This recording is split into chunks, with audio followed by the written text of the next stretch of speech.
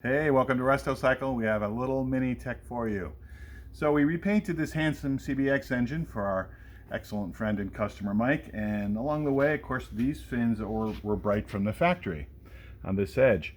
And so we want to restore them. So this isn't really rocket science, just a little quick technique about how to do this. We're using a sanding block, and the reason for that is the appearance of these is best when they're really flat and parallel with each other. So you can go after them with a Dremel by hand, but you end up making a sort of a wavy surface that reflects oddly, and that's what we're trying to avoid. And you can ask me how I know that.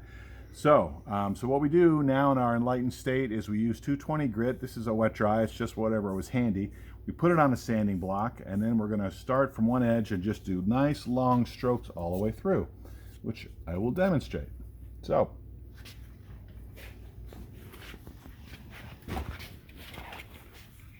we're going to start on this side. Good technique is to try and go straight through with one pass. We're going to start here and just hold the sanding block really flat and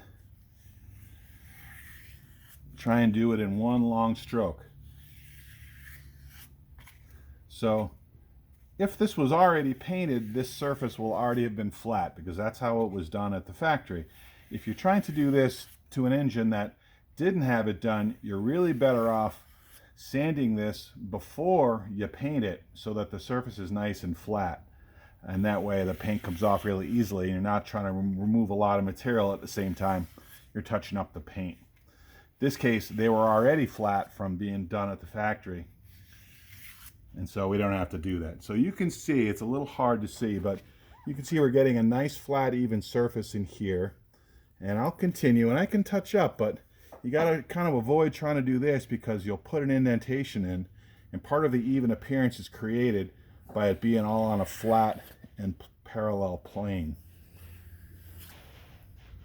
All right, so it'll take me about 15 minutes aside, trying to go slow and not lose concentration.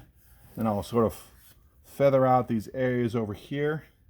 These are on a slightly higher plane, so I'm going to try and deal with them by themselves.